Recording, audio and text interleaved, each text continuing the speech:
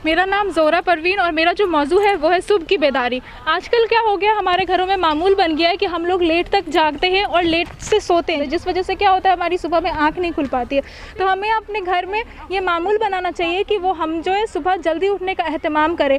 हम सोचते हैं कि हमारे घर से रिस्क क्यों ख़त्म हो रहा है, हमारे घरों से बरकतें क्यों ख़त्म हो रही है, लेकिन हम ये गौर नहीं करते कि हम जो है सोने में ताख़िर कर रहे हैं, क्योंकि बरकतें तो सुबह के वक्त ही बट रही होती है।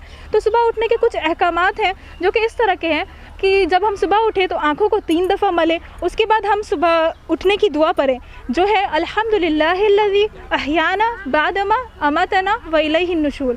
उसके बाद हमें क्या करना चाहिए कि अगर हमारे घर में कोई बेटा है तो अपने बेटे को उसके वालिद के साथ मस्जिद पर भेजें नमाज़ पढ़ने के लिए, और अगर कोई बेटी है तो उसको अपने साथ रख करके नमाज़ पढ़वाएं। उसके बाद जो हमें शामिल करना है अपने घरों में मामूल जो बनाना है वो कुरान पढ़ने की एक रूटीन बनाना है। 2 तरह के मुसलमान होते हैं, एक तो आम मुसलमान जो कि फ़जर के वक्त जागते हैं, और दूसरे मुसलमान जो होते हैं वो ख़ास मुसलमान जो कि फ़जर से कबल उठते हैं तहज्जुद में।